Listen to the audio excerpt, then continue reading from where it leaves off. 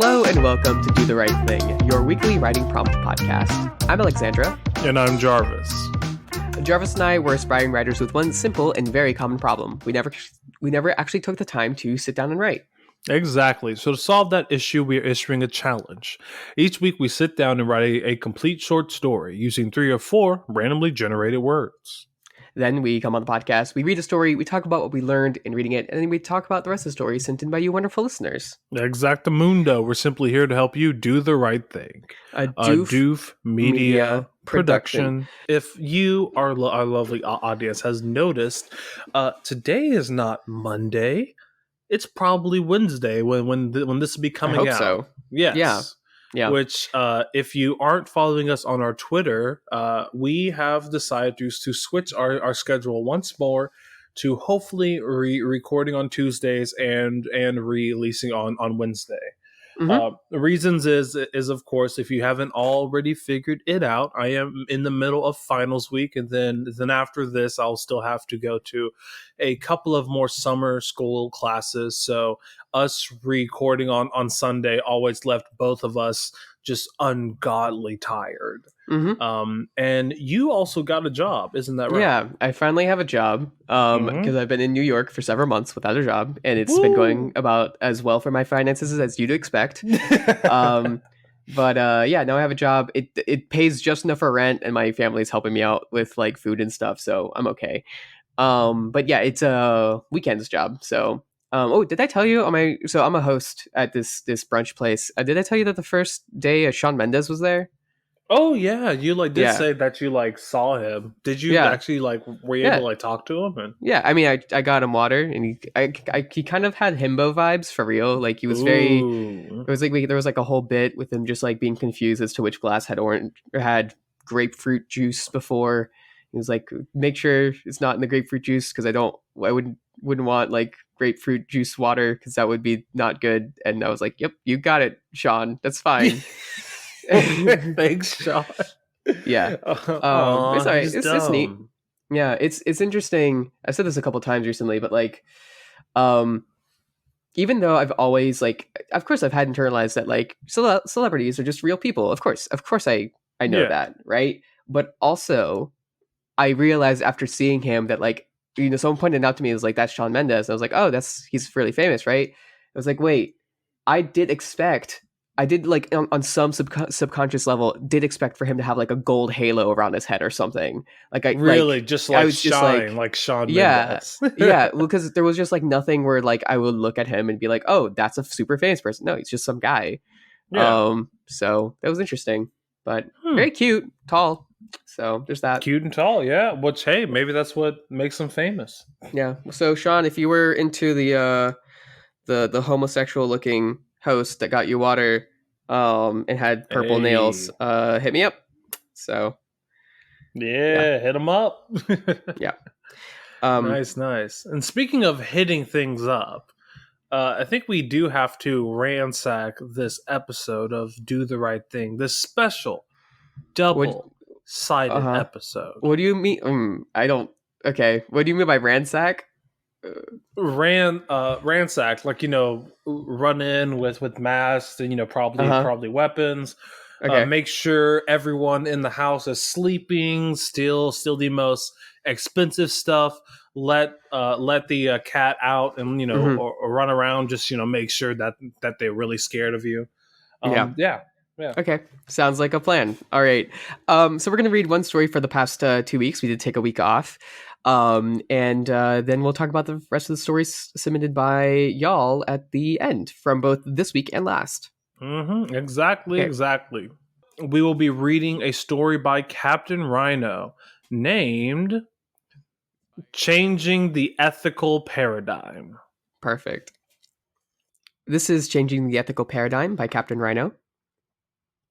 A dark-skinned arm waving in the air attracted Gemma's attention. She waved back and passed between the cafe tables to where Charlene was sitting. Charlene stood, and the two friends hugged. Sorry I've been so distant lately, Gemma said. Thanks for nagging me into meeting up. Should have thought about that before starting a PhD, you big brain box, Charlene replied, with humor. They sat. You're looking great, Gemma said. It was true. It was true. Charlene was wearing a pale yellow blouse and dark skinny jeans that really looked good on her. Her hair was pulled into two puffy side buns, a style that she'd never seen Charlene try before. But more than all that, she looked joyful, like life was going up and up, and the down switch had been sealed off as out of order. I'm feeling great, Charlene said. Her smile dropped a little. Are you doing okay? I love the course, Gemma said. I love leading seminars. It's just a bit much. I still need to figure out how to make it all work. This morning, I wrote 10 paragraphs for this interim thesis report I need to do, though, so I'm still riding that high. Nice. A male waiter came over to take their order. Gemma asked for a latte with pea and ham soup, while Charlene ordered a cappuccino with a brie, bacon, and cranberry panini. It'd be really great if you can add some thinly sliced apple to the panini as well, but don't charge me anything extra. I am your favorite customer, after all. And she winked at the waiter. The waiter smiled. Of course, anything for our favorite customer. As he walked off, Gemma gaped at Charlene. I can't believe you got away with that. Charlene shrugged. I come here a lot. She flicked her side bun with her right hand flirtatiously. And I'm the hottest black girl in town. Something stirred uncomfortably in Gemma's gut. Are you and Dennis doing all right? Oh, sorry, no, I wasn't flirting with that guy. At least, not seriously. Just joking around. Don't worry about that, Charlene smiled. Actually, me and Dennis are doing loads better now. That's great. Yeah, so we had this massive argument a few weeks ago. I came back from work and he was playing PlayStation. None of the housework had been done. There wasn't any food in the fridge, and I flipped. I shouted at him, told him he wasn't pulling his weight in our relationship, told him that he should pull his finger out and find a job so he wasn't sponging off of me anymore. Then I stormed out and went somewhere for dinner. After I cooled down, I went back and we had a good discussion. He agreed that he needed to do better, and I got him to open up about some of the things I need to work on. It was good. We've both been more conscientious since then, him especially. I'm sorry you had that fight, but it sounds like it was for the best? Charlene nodded. Yeah. She looked like she was deciding whether or not to say something else. There was also this thing at work, she added. Uh-huh. You remember I told you there was this cinematographer who gave me seriously bad vibes and behaved like everything was always my fault? Well, I was speaking to the other black girl on set. She's a lighting technician. I don't want to say too much about the specifics of what she said, but in the end, we went to management and they actually listened to us. They actually fired the guy. No way. Yeah, it's wild. And I'm happy, obviously. It's made work so much more enjoyable. And there's a part of me that's still pretty. But there's a part of me that's still pretty melancholic about the whole thing. But it's good. Gemma took Charlene's hands in her own. Hey, girl, you rock. You know that, right? You're making the world a better place. Thanks. I appreciate that. The waiter came back with their drinks and food. Gemma shared the latest gossip from the philosophy department. There was a lot more going on there than you'd expect, whilst they ate. After they had finished, Charlene said, I've started reading this book, and I want to talk about the ethical questions it raises, but I haven't finished it yet, so I can't go online to talk about it. Don't tell me this is the main reason you asked to meet up. Busted, Charlene said with a smile. No, seriously, can I ask you? Of course, you know I love this. Charlene leaned forward. So, there's this woman who discovers she's got magical mind control powers. She can make someone do whatever she wants just by telling them to do it. She can also change their desires so they actually enjoy doing something they otherwise wouldn't want to do, or change it so they now hate something they used to love doing. Are they aware that they're being mind controlled? The book doesn't really explain the mechanics of how it all works, but I think the default is that they don't realize what's happened. So, one of the protagonist's friends has this crippling social anxiety, which is ruining her life, and the protagonist changes her so that she actually likes meeting people and socializing in public. Not like excessive, just like a normal level of social interaction. But this girl doesn't immediately think, what happened to me? I'm suddenly a completely different person. She just accepts it without much thought. What does she use her powers for? She does exploit them for selfish purposes, like getting people to let her jump the queue or give her free ice cream or whatever. But mostly she's trying to help people, like persuading her dad to stop smoking or getting her boss to give all the poor employees a pay raise rather than giving the money to shareholders. At least that's what she's been doing so far. I haven't finished the book yet. Gemma thought for a few moments, then said, I'm going to be controversial here. I know most people hate the idea of mind control or brainwashing people, but I think that from a consequentialist position, if people don't know that they've been changed, and if the changes are bringing them pleasure by making them enjoy whatever it is that they're doing now, then I'm not sure that they've been harmed. And if there's no negative utility, then at worst, it's ethically neutral. Do you not think it's important that the past version of them would hate the changes that have been done to them? I know it's counterintuitive, Gemma said, but I don't think the past actually exists from an ethical perspective. Think about it. The Mia 5 minutes ago doesn't exist anymore. You can't hurt her. You can't give her pleasure. She can't express preferences. Suppose the Mia 5 minutes ago loved philosophy and hates physics, and you've mind controlled me so that the Mia of the present hates philosophy and loves physics. Why should we care that the Mia 5 minutes ago would think about that change? She doesn't care. She can't care, so why should we? As long as the me of the present gets the same amount of utility out of loving physics as past me got out of loving philosophy, then the amount of utility in the world or in me hasn't changed at all. It's just coming from a different source. So you're saying this girl should keep on brainwashing to her heart's content. As long as she's making it so people get pleasure rather than pain out of the changes, then sure, I don't see any problem. Gemma looked at the time on her phone. I need to be heading off now, but we should definitely do this again soon. Before you leave, Charlene said, are you doing anything on the evening on the 29th? It's a Friday. Not technically, but the past few Friday evenings I've been marking seminar homework. Tato Mobe are playing a gig in town that day. Do you want to come? Tato Mobe? You know, Tommy and the other members of his band. We used to sing their songs all the time when we lived together. I don't know, Char. I always feel bad whenever I take an evening off of university work. You need to take breaks to enjoy yourself. Come. It'll make you feel great. Yes, Gemma thought. It will make me feel great. She smiled. Okay, you've persuaded me. I'll come.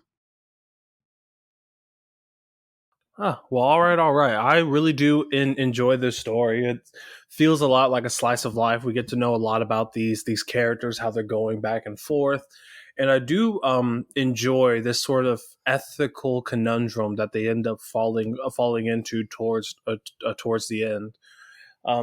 So yeah, overall, I just think that this is a really nice scene, filled with some really strong characters, and I would definitely be looking forward to seeing if this story or these characters are used in anything else going forward. Mm-hmm. Yeah, I think it stands on its own just as a exploration of the topic that's explored here, Mm-hmm. on the ethics or whatever. I obviously there's this sort of little twist going on in the background of like, hey, does Charlene actually have these powers? Is it really a book, or is she actually mind controlling and stuff? I think Yeah. we are falling a little bit more on that side, and but it's nice that it's not like fully spelled out for Explained. us. Yeah. Yeah, I definitely didn't catch some of the clues that we get earlier on. Like she's able to convince the waiter to get the stuff, and it's probably not just because she's no. It's probably not just because she's really hot, but also because of her superpower thing. Mm-hmm. Um yeah. Yeah, yeah, and I do like how that's sort of sprinkled in throughout, leading till the actual conversation.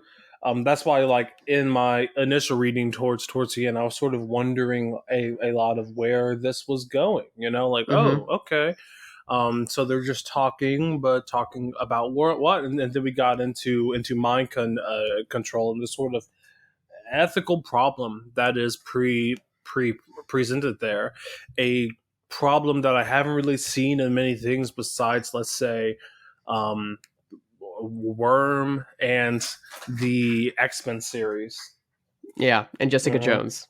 And Jessica Jones. Yes, actually, I completely forgot about it. But yeah, ah, what a great show! I wish Marvel Mhm. would do something with it. Yeah, for sure. Um, but Yeah. yeah. No, it's interesting. I Mhm. mean, if we're gonna respond to that ethical thing, I definitely feel at the very least that like I mean, I disagree with that position that it's always okay just because you made it okay afterwards. Yeah. Because like that, I think the reason that I would disagree is because it like incentivizes you to sort of violate people's consent because like according to the consequences it'll be fine. And like yeah, it encourages you to violate people's consent in the present basically. But I think in that instance of Gemma being convinced, I think actually that she basically gave consent. She basically said that it's actually fine according to her. So Mm-hmm. I think at least in that particular case, it's not so bad. Um, so yeah, she didn't say I wouldn't want someone to do that to me or anything. So at the very least, that that's another interesting little conundrum. Um, Mm-hmm. so yeah, Yeah, definitely. Now there is one thing within it that I know we caught yes, as we were reading, and I do want to talk to you about this because it is yeah, a complicated situation, and it yeah, is specifically on the align. Tell me if I'm quoting this wrong, but the line is, "I am the hottest black girl in town." yeah. Correct. So yeah, so what happens in is that she gets a thing from the waiter to give her a Mm-hmm. little something extra, and she says, "I come here a lot, and I'm the hottest black girl in town," as the reason for why he did the thing. When I read that, I was like, it definitely fell off. When I read it, I had to take a second to talk to Jarvis, but um, yeah, Yeah, yeah, and I mean, I don't know because like I'm not saying that I've never heard that phrase coming from a black woman. You know, mm-hmm, I have definitely heard some people say that, but I just found that its place within this story was a bit odd, mm-hmm, and sort of is speaking to this sort of latent rivalry between people that have been tokenized that is very prevalent within the community. So I don't know. It's very interesting, like because of course this character is black, mm-hmm, and based off of my reading, I took that moment as the writer wanting to express that this character is black in so many ways, right? mm-hmm. Yeah, Yeah, yeah. The way that it's done later, when Shirley's talking about uh confronting management about that cinematographer with the other black girl that works with her. that's fine. I thought Yeah. that that felt a lot more natural for sure because it's just Hmm. like yeah, the other black girl. Yeah. Whereas in this Also, one, that is a conversation that I have oh yeah, had with people. Yeah, very much so. yeah. Whereas I think the reason why it felt so off on that one was because it wasn't really relevant because it's Hmm. like it doesn't change the fact that that waiter was going to do a favor for her whether she's black or not. Just she could have just said because I'm really hot, and I'm really Yeah, hot, I am the um, hottest girl in yeah. town. Yes, Unless if the waiter was known to have like a a thing for fetish, black girls. yeah, Yeah. exactly, and that she's the hottest black girl, then yeah, Hmm. um, Which I guess to add some validity to it, maybe due to mind control powers, mm-hmm, she would have yeah, known that. But yeah, but maybe, again, it is definitely like a moment that I didn't feel uncomfortable, but I did have to take a double take and really think about if I've heard people say that if there's any relevance within the story to say this beyond the writer just describing a black woman, right? mm-hmm. Yeah, I think it was just that Captain Rhino really wanted us to know earlier on that she's black, Mm-hmm. So rather than that it being a the surprise yeah. later. But like um, the beginning does start off with saying that her skin's black, and like I think that's enough. I think it's okay if like a reader gets sort of surprised later, being like, "Oh, I didn't realize." I don't think that's a big deal. Yeah. So like either presenting that information in a different way, or honestly, yeah, just leaving it until later when it becomes relevant to let that information out. I think that's totally Mm-hmm. fine. Yeah, Um, because if nothing was said, but then we got to the point where she said that she was talking to the other black person at yeah.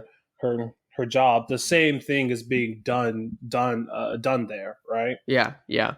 Um, It's yeah. like, I think that we have an urge to like give out all the like relevant pieces of identity out as early as we can, but Hmm. like I don't know, it's not that important usually. Yeah. And like we can Typically, just being black, yeah, it's not a yeah, it's not like a character trait. yeah. It like and there's so many aspects of identity that like are sometimes extremely important and relevant that we should know, but on other times aren't. Like, Hmm. if one of these characters was trans or gay or whatever, it's like unless it came up and was like important, then like we can just wait until it is important, right? Yeah, yeah. Um, unless if like the way or the things that Charlene is talking about is really important for us to hear her in the context of her being black, Hmm. then I think it's okay to just leave it off until it does become relevant. Um, Exactly. that's my What? perspective anyway. And if y'all disagree, I would love to hear your perspectives. Oh, definitely. And yeah, I have a very similar perspective. I enjoy seeing characters that look like me in all forms of a media, especially since a lot of Black peoples have been left out of certain forms of a media, such as the classic sci-fi novel. Hmm. Um, but it is a thing to where there is a meter, should I say, on how much a writer puts their blackness as a trait or a generalization. Hmm. So yeah, it is definitely, I guess, towing that line. Even though I do feel that within this, her being black was important to the conversation that happened later. Hmm. But that conversation that happened later did all of the weight, or should I say, work that was needed to let the audience know that this is a black woman. You know. Yeah. Yeah. Mm-hmm. Yeah. It would be the same thing if like the character was old or something, Yeah, or unless if it's gay really or relevant. trans or yeah. Yeah, exactly. Although Hmm. actually I think with someone being old, it's I would think even more likely for like I guess It's it a just matter. matters like Yes. yeah, what they're talking about and like even if it Hmm. wasn't talk about racism or something, but just something within like hey, the context matters. Um yeah, like if a character was giving advice, right? Then you would want to say if they're old, right? Because that has a lot Yes. of implications of like wisdom and whatnot. Or if a character was talking about, um, who's attracted to them, or anything with sexuality and gender and stuff, then like saying whether they're trans or not would be relevant. But Hmm. if it's just neutral stuff about like work or uh, this book or whatever, then it's not that important. But yeah, I mean, I did really enjoy the story, and it's not Great like story. Yeah. yeah, we're not. I think it was a good opportunity to talk about uh, when to talk about identities and stuff, right? Oh yeah, especially So since this is part of a much larger conversation that's been mhm, going on since like 50s, 60s, 70s. yeah, Like there is a whole reason why Afrofuturism is considered its own genre mhm, of fiction, you know? yeah, Um, but yeah, like I mean, as you said, great story. I like really loved it through and through. I came to really enjoy these characters. I just know that we sort of saw this as a opportunity to talk about mhm, something that we've talked about a bit in our in our private lives, but never on the podcast. mhm, yeah, yeah.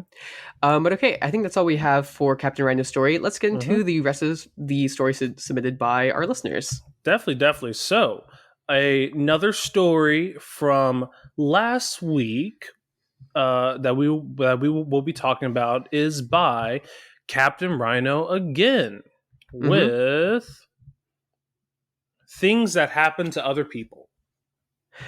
Yeah, so this is a fun story, definitely within the realm of satire, Mm-hmm. where it's basically two police officers outside of a I think a Downing Street 10. What's the number to Downing Street? The capital of the where the prime Yes. minister lives. Yeah, it's like Yes. 10 Downing Street. Is that correct? It's like 10 something Downing Yeah. Street. Yeah. Okay. Anyway, well, it's talking about that party that Boris Johnson had there. Not Um, Boris. yeah. Oh God, he sucks. And how it like broke COVID rules, like the COVID rules that uh that his administration wrote himself. So it's just a fun thing where like they're talking about um how this is like illegal. I'm just gonna read one of the paragraphs where one police officer is saying to the other, "Don't you think we should break up this definitely illegal social gathering and issue fixed penalty notices to everyone in attendance for breaches of the Coronavirus Act 2020, Public Health Control of Diseases Act 1984, and the Health Protection Regulations 2022 and 2021?" said one officer. Nah, I think we should just ignore it. So it's just funny. I just had a good time reading it as sort of just like poking fun about how ridiculous this whole situation is, and the how Boris was able to get out of it just fine. Oh yeah, the character of Boris in this is John Borison rather than Boris Johnson. Anyway, it's Boris good. Johnson, yeah. But yeah, no, like I do feel a lot of the same stuff. This is a really nice nice satire that, of course, the barrier to entry is knowing like basic level of sort of how the UK dealt with COVID-19, but overall, this is just a really enjoyable story with like a lot of really fun lines sprinkled throughout. So really great job, Captain Rhino. Yeah, it was definitely fun. Definitely doing well with the whole satire thing. Mm-hmm. All Yeah, right, let's talk about Just Stan's story next. What's it called? yeah. It's called Black Beach: The First Witness. Yeah, actually, I kind of want to talk about their story that they wrote last week and this week because it's both within this series. Mm-hmm. Within unison, Um, yes. yeah, so to talk about this, the first one, we have this character Melina, and she's sort of given an account of encountering this one man. Like, there's this like hidden island where everyone who arrives can't leave, basically. And talking about this one man, this captain that washed up on shore named Korban, and sort of telling the story of him arriving there first, and how he like stayed with her, and then they sort of fell in love before he built a ship and just left. Um, and yeah, people don't really believe it how it worked that way because no one can really escape. But then in Just Dan's second story this week, we get a different perspective of basically one of uh, his like friends on the island, and how actually he was not that captain of that ship. He actually was he like fell from the sky at some point into water, got onto a ship, and then that ship crashed and got shipwrecked. And actually it seems that he must be from some future time where he has all this technology and stuff. And he did eventually build a ship and was pulled out past the beaches through a riptide that was kind of secret. Which is it's really interesting. Nice little mystery that we're setting up here. It kind of ends on a cliffhanger, the second story, where he and the character telling the story both got on the ship and were about to leave.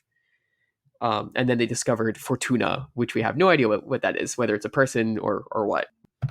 But yeah, I just really enjoy how the story starts finis res at the end, and we are sort of through these long blocks of a dialogue, getting this sort of like back lore, all of the story of how these characters led up to here, which I think was just a really nice framing device to sort of bring a deeper sense of mysticism to this to this person, this pirate. So yeah, I thought that was a really effective tool, and just the cadences throughout of different people talking really helps you piece together who is talking and what they are talking about. So really great job. Yeah. Yeah, definitely the frame thing is really interesting. I kind of want to know a little bit more about what is the purpose of this council thing, and like what they're really some more stuff to add to the context of the stories. I definitely like the mystery that's being set up here. Also, so thank you for starting things at the end of the story, because we had to Google what is the end version of in media res. And there's not a normally used Latin term for starting at the end of things, It but seems crazy. yeah, but using Google Translate, I was able to find out that the Latin for starting in the end of things would be in finis res, which is cool. So now we know. I don't actually know if that's a term that's used at all in literary circles, but like that would be the correct term, as opposed to media res. A media So res, yeah, because that means middle specifically. yeah.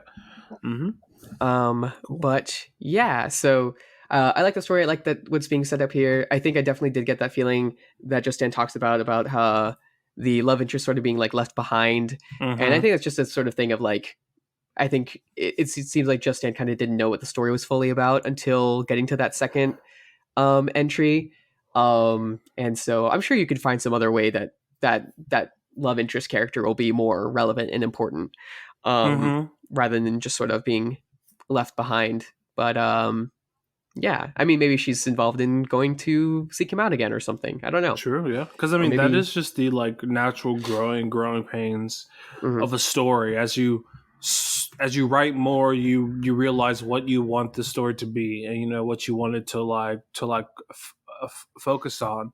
So Mhm. I've like come to many of those moments when like I had this really cool side character that I just really wanted to be a part of the main troop, but then I come to like realize, oh, this is just extra. It's Mhm. bogging down the story, which is why Yeah. it is completely fine to cut those characters until you need them. Mhm. Yeah. Okay, who's the next story that we're talking about? Yep. So the next story is by Real Kate 98 with testimony. So yeah, the story is called Testimony. And again, thank you for joining us, Real Kate. We really appreciate you joining the writers for the podcast. The So fray. yeah, this has to do with a man who was born in the 1830s and was in the Civil War, and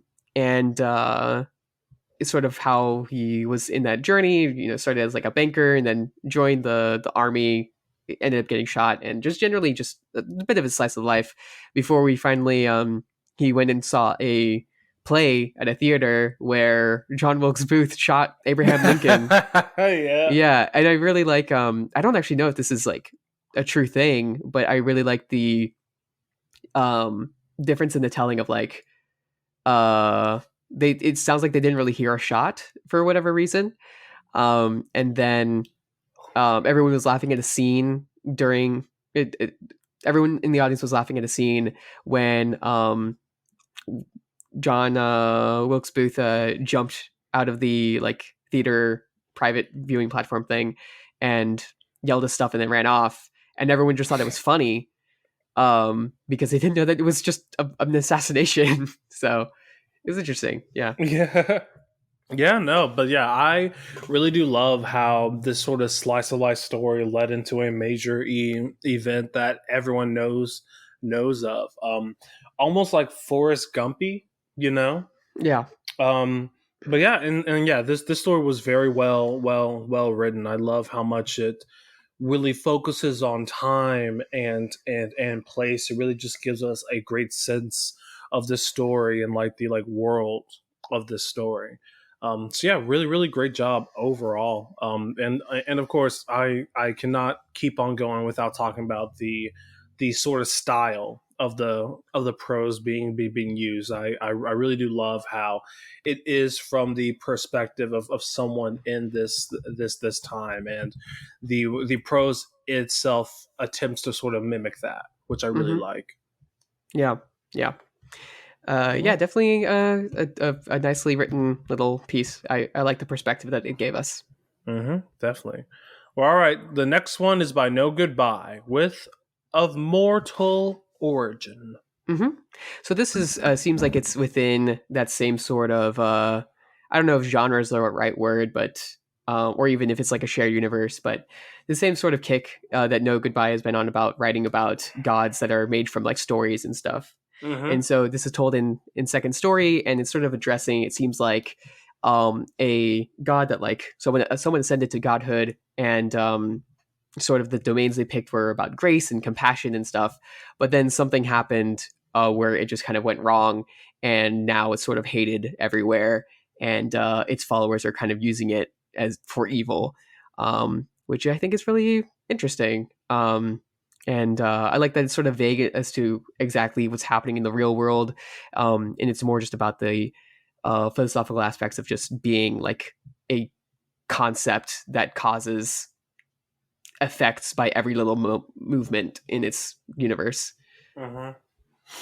Yeah, which like that's why I think I enjoy this story so much, is that we're talking that the story itself is talking about this sort of like this sort of metaphysical story, without really showing us too much of like the applications of this upon the like real world, but we come to understand the full magnitude of what sort of sway this like deity has, which yeah, I just like I really like it. I do like how it is dealing with these larger than life concepts, and of course I feel that like if this story were to go any further, it would probably need some sort of human link, some link to the real world, so that we can get those, those like characters and stuff that we can continue to be invested in over a like longer work. But for the size that it is, I think that the writing itself is really effective of giving that feeling of a larger than life deity musing over its own existence, Mm-hmm. Yeah. Mm-hmm. All right. What's the next one that we're talking about? Yeah. Well, all right. Our final story for this week is by Walker by Faith with The Activist. Yeah. So this is a cool little story, kind of leaning into satire a little bit, where we have a bunch of people in a meeting room talking about what to do when the police shows up, and we're not entirely sure what the um, context is, what exactly is going on here. But there's this like one character that's like very dumb, and she's asking some dumb questions. But finally, we sort of get reiterated what they're going to do, which is when the police shows up, if it's just police, just be very kind to the police, just help them out, give them donuts and whatever. But if there's reporters, to kick up a big fuss and to call them pigs and a bunch of other stuff. Um, and we have our main character that's sort of is heckling a little bit and makes their friend Beth laugh. Beth says that she can't take it. This is so ridiculous, and she leaves. But John, the main character, he stays. And we finally just get sort of an understanding that they are hired activist actors by the Caucasian Cause Coalition, which Yeah. is great. CCC. Yeah, and then they're hired activists, and they are protesting for some reason or another, and just generally just hired activists, and their chant is CCC for liberty, which is great. Yeah. Yeah. So I enjoy the social commentary within this piece. It Yeah, it reminds me a lot of those like fake news stories spouted by like Tucker Carlson, or someone saying that someone hired people part of Antifa to storm the like Capitol, right? Just this sort of like outrageous plot. But I do enjoy, just I don't know, just sort of seeing this person part of the like CCC going over all of their like rules on how to, I guess, properly orchestrate this like riot. And I know there was this one funny part. I forgot what was happening, but they were basically talking about how the CCC wanted a lot of people here, and then I think the character slipped up and said riot instead of protest, which of course is just that like added layer of social commentary. But Mhm. I thought this one was pretty good. Yeah, fun little satire, and it definitely was amusing. I like the the classic switching over real names and just mixing them all up a little bit. So Facebook is Headbook. Just I like it. It's good. Headbook. Yeah, Sounds like a different app. yeah. But okay, that's all the Yeah. stories we have this week. Let's give everyone a big ol' thank you. Yeah, so thank you so much to JustDan8460. Thank you to Captain Rhino. Thank you to RealKate98. Thank you, No Goodbye. And thank you to Walker by Faith. And we would also like to say thank you to everyone who did leave comments. Leaving comments not only under your own story, but under someone else's can condense all of your own ideas on your story for others to see. But you're also providing someone else with crucial feedback that can only improve them and you as writers.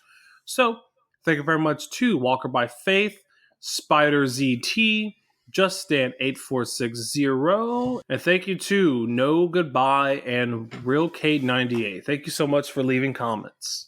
Yeah, there was some really great discussion back and forth, and that's always super encouraging. So we really, really appreciate that.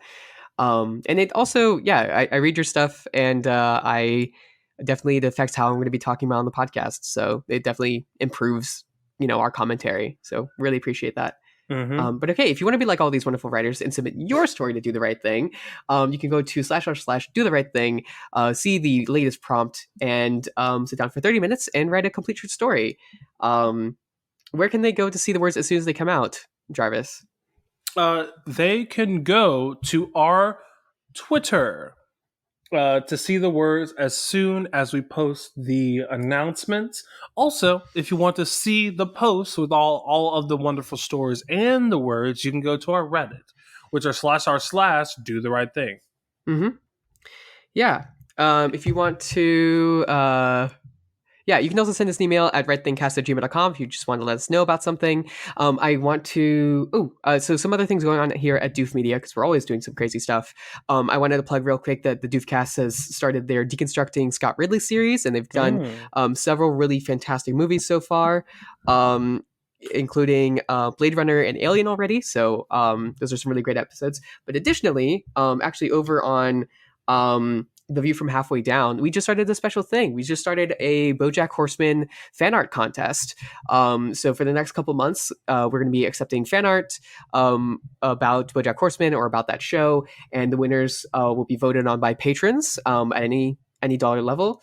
And whoever wins gets the top 3 get some cash prizes. So I'm very excited to finish off that contest and see what wonderful art gets made out there. And I'm really hoping also that it gets promoted in a couple places. But yeah, we'll see. It'll be really cool. Yeah, so I'm excited about that. Oh, well, also, if you want to support us and everything else in Doof Media, you can do that by going to the Doof Media Patreon. All you have to do is donate $10 or more per month to get access to exclusive bonus content. That's right.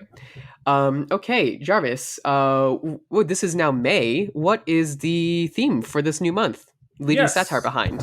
So the theme of this month, we've taken ample time to think about this thing, only to realize that we have been doing it all wrong. It's not about how much time, but how little time. How little time you can construct your stories. Okay. Basically, the theme for next month is brevity. There is great value in being able to construct a whole 1,000-page novel, but why do that when you can say the exact same thing in only 100 words? So for this month, we will love you, our wonderful readers and listeners, to focus on brevity. Focus on taking a larger story or a larger scene or a larger idea and breaking it down into its core emotional elements. Yeah, we've talked a lot often about one of my favorite practices for improving my writing, which is to write a long story and then give myself an arbitrary number of words to cut, usually like something like 30% or something like that. which feels completely like, how can I do that? And then, yeah, just cutting viciously everything that I need to get out. So that's one thing that you can do. In that case, I would totally recommend, like, mess with the way that you do this, these prompts. Maybe take a little bit extra than 30 minutes. That's totally fine. Or maybe do 30 minutes twice, but then cut it down to the length of the first time, something like that. I'm excited to talk about just generally brevity as a concept regarding writing as we go through this, because it's a very particular perspective on writing. It's very modernist, which is to say, like, it has, like, efficiency and like maximality and just like doing the best with the least and no fluff and stuff like that. It's all very modernist perspective stuff. And then maybe we'll talk about some of the postmodern responses to that sort of thing. But yeah, we've talked about this a lot before. I'm excited to see what y'all do with it and how it might improve your own writing. Exactly. So the words you will be using to create your brief stories are favor, be, remind, and dribble. Yeah, some nice words. So, okay, favor, which is to do something for someone else. Usually it's a good thing. And it can be done either as for a request. So, can you do me a favor? Do this good thing for me. I will owe you one. Or it could be done the other way without asking if someone needs it. So, yeah, I did you a favor and did your homework for you, or whatever. It can also be said sarcastically. You can also be said to favor one thing over another. You prefer that thing. Anything else? No, I think that's all for favor. A bee is a kind of bug, a little insect. They live in colonies. They fly around. They're yellow and black. And they make honey.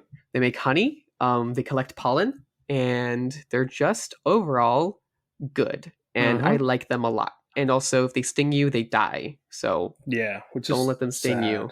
Yeah, bumblebees don't have stingers though, so they're just adorable and they just bumble around, and I like them very much. You can also beeline, which is to take a direct path between one place and another. That's all I can think of with that. Yeah, and the next is remind, which is to bring something from the past to someone else's present attention. Yes, exactly. Yes. Something, yeah. So just to make sure that they remember it, that it's on their mind once again. And dribble, so we have two very different meanings. One is to dribble a ball. Do you have any idea like why it's called that? Dribble? Yeah. Honestly, I assumed as a kid it's because of the sound. Interesting. But sure, I could see that. Could be wrong. Okay. Well, in basketball, you dribble by bouncing the ball up and down in your hand, and that is, you have to do that. I don't know the rules for basketball. I played it when I was like, yeah, you have to do it. Or it can also be a dribble of liquid. So it's usually a very small, thin stream, usually like a little bit intermittent. Might stop for a second. And continue. A trickle. Except even slower, I think. So like you dribbles out of your mouth. Or you could finish peeing and there's still like a little dribble at the end. I think those are the main contexts in which I know the word dribble. Yeah. So tell me, next week, what is your brief story? What is your 10-word story? My 10-word story. Okay. So there were these bees, and they people were taking their honey, and they were like, let me remind you how important we are, and they stopped making honey. And then the people were like, can you do us a favor and make more honey? And then the bees were like, no, unless you do one thing. And then the people were like, oh, what do you need? And they were like, you have to do us a favor and let us play basketball. And then they were allowed in the basketball. The rules were changed. They took off the rule that says no bees in basketball.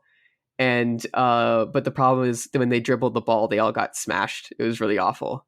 And then no one got honey because they were all dead. They did win the game, though. They did win. Oh, so. Okay, good. Yeah. At least they won. At least they won.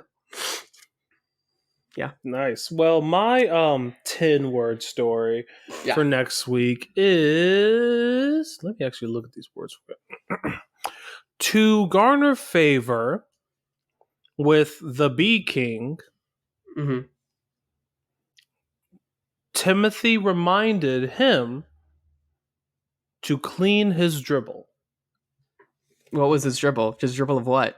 His dribble of honey Honey. coming from his mouth. He was a Okay. fat king, yes. Okay. Great. Gluttonous. I love it. That was perfect. Thank you, Jarvis. Thank you. Yeah, that they should do the right thing and clean up. That's it. Did you know that bees have 3 genders? What, they do? So I I'm mean, guessing it's like worker, queen it's a bee. matter of perspective. It's a matter of perspective. You know what? I'll keep this in because I actually do want to talk about this. So, okay, so we've always we the way that we're taught and the way that science traditionally has like classified it is that you have the queen, who's female, and then you have the drones that are male, and they're just used for sex, and then you have the workers, and they are also all female. Except here's the thing. They are not like drones. Okay, so there's a couple classifications as to what makes a gender, what makes a sex actually. Yeah. So 2 of the main ones that people usually use is like, what are their roles in reproduction, and then 2, what are their chromosomes, right? As humans, we have different genitals. That's one way to determine sex. And then we also have different sets of chromosomes. We have XX and XY, right?